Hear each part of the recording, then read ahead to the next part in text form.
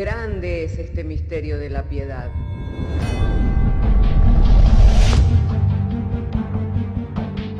Si se destruyeran los fundamentos, ¿qué ha de hacer el justo? Porque con un solo sacrificio hizo perfecto para siempre a los santificados. Justificados por la fe, tenemos paz para con Dios. Juntamente con Él nos resucitó y nos hizo sentar en los lugares celestiales con Cristo Jesús. Fundados Y firmes en la fe, tenemos paz para con Dios.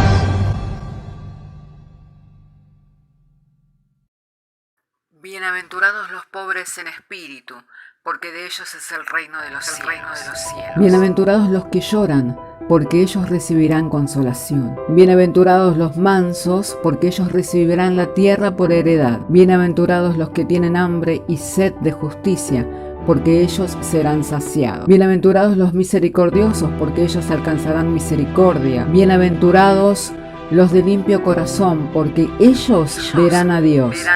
Bienaventurados los pacificadores, porque ellos serán llamados hijos de Dios. Bienaventurados los que padecen persecución por causa de la justicia, porque de ellos es el reino de los cielos. Bienaventurados sois cuando por mi causa os vituperen y os persigan, y digan toda clase de mal contra vosotros mintiendo. Gozaos y alegraos, porque vuestro galardón es grande en los cielos.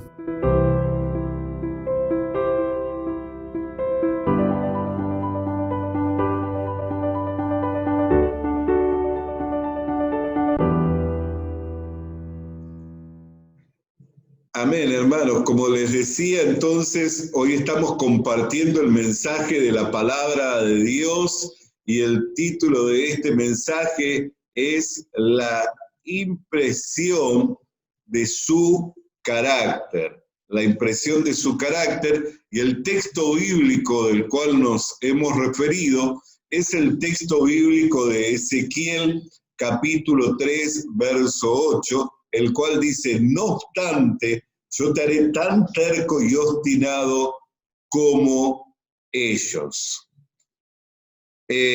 Cuando hablamos de carácter, tiene que ver con el ser dotados, y esto es lo maravilloso de aquellos que meditaban la palabra de Dios, porque Ezequiel iba a jugar un papel importante en medio de su generación, dado que iba a ser el vocero de Dios, dado que iba a ser el mensajero de Dios. Pero iba a ser enviado a un pueblo obstinado, iba a ser enviado a un pueblo rebelde. Así que Dios tenía que dotarlo de ciertas condiciones esenciales para que no desmayara, para que no desfalleciera en la tarea que le era comisionado, a la cual él era comisionado. Y eso tenía que ver con el carácter que tenía que formar Dios en él, del cual lo tenía que dotar, y tenía que llegar a ser tan terco y tan obstinado como el pueblo de Dios. Pero el pueblo de Dios era obstinado para lo malo, era terco para resistir a Dios. Sin embargo, Ezequiel tendría que ser terco y obstinado para persistir y para perseverar en la tarea para la cual Dios lo había llamado. Y le digo que cuando leía el texto de la palabra de Dios, veía cuán importante es saber que uno es enviado por Dios. Cuán importante es no hacer nada fuera de aquello para lo cual el Señor nos ha comisionado. Porque en aquello para lo cual Dios nos ha comisionado, para aquello para lo cual el Señor nos envía, somos dotados. En este caso, Ezequiel iba a ser enviado al pueblo de Dios, al pueblo de Israel. Fíjense, vamos a leer algunos textos para entender un poco la realidad de su gente. Vamos a entender algunos textos para entender la realidad de su gente. En Ezequiel, en el capítulo 3, en el verso 4, desde el verso 4 hasta el verso 9, podemos ver un poco la realidad de su gente y a la cual Dios le iba a enviar al profeta Ezequiel. Otra vez me dijo: hijo de hombre, ve a la nación de Israel, proclámale mis palabras. No te envío a un pueblo de lenguaje complicado, difícil de entender, sino a la nación de Israel. O sea, lo iba a enviar a sus paisanos, lo iba a enviar a sus coterráneos, lo iba a enviar a su gente con la que él tenía cierta cotidianidad, con la cual él convivía a diario. No te mando a naciones numerosas, de lenguajes complicados y difíciles de entender, aunque si te hubiera mandado a ellas seguramente te escucharía. Pero el pueblo de Israel no va a escucharte porque no quieren obedecerme. Todo el pueblo de Israel es terco y obstinado. No obstante, yo te haré tan terco y obstinado como ellos. Te haré inquebrantable como el diamante, inconmovible como la roca. No les tengas miedo ni te asustes, porque por más que sean un pueblo rebelde. Y yo quiero compartir este texto porque, primeramente para alentarnos, porque vemos que no es fácil hacer la tarea de Dios en medio de estos tiempos. Hay mucha incomprensión, hay mucha injusticia, y no es solamente de estos tiempos, la realidad es que ha sido en todos los tiempos, porque la rebelión está en el corazón del hombre, y hay una enemistad entre el hombre y Dios, y esa enemistad se generó en el huerto del Edén, cuando el pecado entró en el hombre, y a causa de él se constituyó en un enemigo de Dios, y no solamente en un enemigo de Dios, sino también en un esclavo del diablo, por el cual es presa del diablo y muchas veces es dirigido no por el Espíritu de Dios, sino por el príncipe de este mundo, el cual es el diablo. Entonces es lógico de que haya esa enemistad, esa controversia, ese enfrentamiento. Pero qué importante es saber que cuando uno es enviado para una tarea en particular, como lo era Ezequiel, Dios puede imprimir un carácter, puede, o sea, dotarnos, darnos condiciones, como recién leíamos en cuanto a lo que tiene que ver con carácter, que tiene que ver con dar, con dotar de ciertas condiciones esenciales y permanentes. O sea, ¿por qué? Porque muchas veces nosotros miramos y vemos qué es lo que le permite continuar e ir adelante.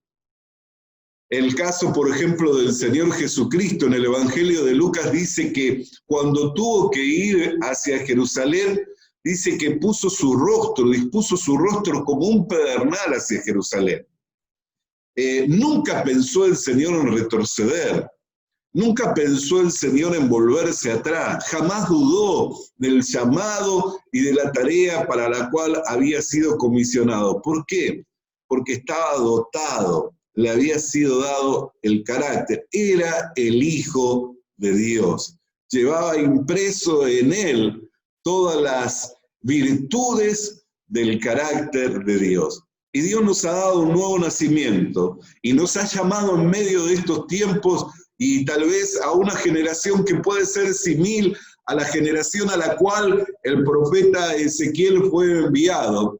Pero tenemos que saber que Dios puede y quiere dotarnos, darnos condiciones, dotarnos de condiciones permanentes para que nosotros podamos ir hasta el final. Es solamente cuestión de creer, cuestión de confiar. Yo estoy creyendo, yo estoy confiando en el Señor, de que el Señor hace esta obra en cada uno de aquellos que fuimos llamados. O sea que el retroceder no es una condición porque no tuve la capacidad. El retroceder y el volver atrás no es una condición dada porque no tuve la suficiente gracia o no tuve la suficiente capacidad. ¿Por qué? Porque si Dios me envió a hacer una tarea, Él puede y quiere capacitarme. Y tanto a mí como a cada uno de los que somos llamados en medio de estos tiempos a extender el reino de Dios, a ser tan tercos y tan obstinados como aquellos que se rebelan contra Dios, a ser tan duros como el diamante y tan inconmovibles como la roca, pero no para lo malo, sino justamente para lo bueno, para perseverar, para permanecer en cuanto a la extensión, en cuanto al reino de Dios, en cuanto a la tarea para la cual el Señor nos ha llamado. Y esto no solamente aconteció con Ezequiel, sino que también aconteció con otros hombres de Dios a lo largo de la historia.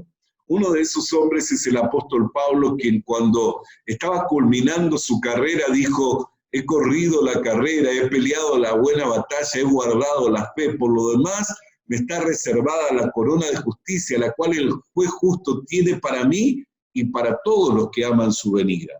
Pero desde su llamado inicial, ya Dios tenía determinado dotarlo a él y capacitarlo a él con un carácter por medio de un proceso, por medio de un trato. Y eso lo vemos en su llamado claramente en el libro de los Hechos. Así que si tiene su Biblia y está acompañándome en la meditación de esta reflexión bíblica, quiero invitarlo a que abra su Biblia entonces en Hechos capítulo 9, verso 14 al 16. Ve, insistió el Señor, esto es en cuanto a Ananías, porque ese hombre es mi instrumento escogido. Se refería a Pablo, a Saulo de Tarso en ese momento, para dar a conocer mi nombre, tanto a las naciones y a sus reyes, como al pueblo de Israel. Y yo le mostraré cuánto tendrá que padecer por mi nombre. Ananías se fue y cuando llegó a la casa le impuso las manos a Saulo y le dijo: hermano Saulo, el Señor Jesús que se te apareció en el camino me ha enviado para que recobres la vista y seas lleno del Espíritu Santo. Fíjense que la comisión era que era un instrumento escogido para dar a conocer el nombre del Señor a las naciones, y ciertamente que así aconteció, porque llenó todo Asia del conocimiento del Señor. Pero también le testificó a reyes, porque compareció ante el César, compareció ante hombres en eminencia, pero también testificó al pueblo de Israel, al punto tal que un día tuvo que sacudirse y decir: bueno, ya que no me reciben, voy a ir a cumplir con mi comisión, con mi llamado, que es anunciar a los gentiles, y desde aquel día él se abocó a predicar a los gentiles, pero primeramente él anunciaba el mensaje de Jesucristo a la nación de Israel. Pero fíjense lo que dice el versículo siguiente: yo le mostraré cuánto tendrá que padecer por mi nombre. Y usted dirá: ¿qué tiene que ver los sufrimientos con el llamado? ¿Qué tiene que ver los sufrimientos con la comisión, con el encargo? ¿Qué tienen que ver los sufrimientos con la tarea? Porque es justamente en medio de esos procesos que se va imprimiendo en nosotros el carácter que Dios tiene y quiere formar para que cumplamos con el propósito para el cual fuimos llamados. El Señor Jesucristo, siendo autor de eterna salvación, fue perfeccionado por medio de las aflicciones. Y dice que esto Dios lo consideró justo. Dice que Dios consideró justo que aquel que iba a ser autor de eterna salvación fuera perfeccionado por medio de las aflicciones. Entonces, cuando hablamos de que Dios quiere y puede y va a imprimir su carácter en nosotros para que lleguemos hasta el final, para que cumplamos con el cometido por el cual fuimos llamados por el Señor, para que cumplamos con la tarea para la cual el Señor nos ha llamado, tenemos que entender que para imprimir ese carácter en nosotros va a tener que pasarnos por los diferentes procesos para que se vaya formando.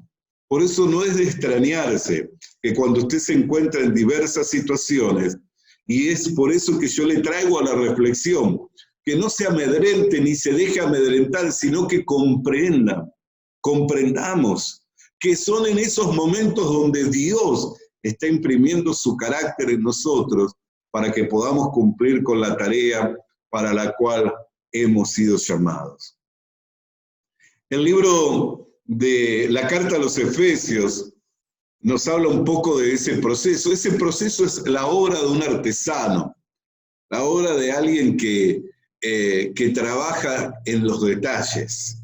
Efesios capítulo 2, verso 10 dice: porque somos hechura de Dios, creados en Cristo Jesús para buenas obras, las cuales Dios dispuso de antemano a fin de que las pongamos en práctica. Entonces, a fin de que pongamos en práctica las obras para las cuales Dios nos ha creado. Él nos va procesando. Él va haciendo el trabajo de un artífice, de un artesano. Esa palabra hechura tiene que ver con poeio, con hacer. Y de ahí es de donde se deriva la palabra poema.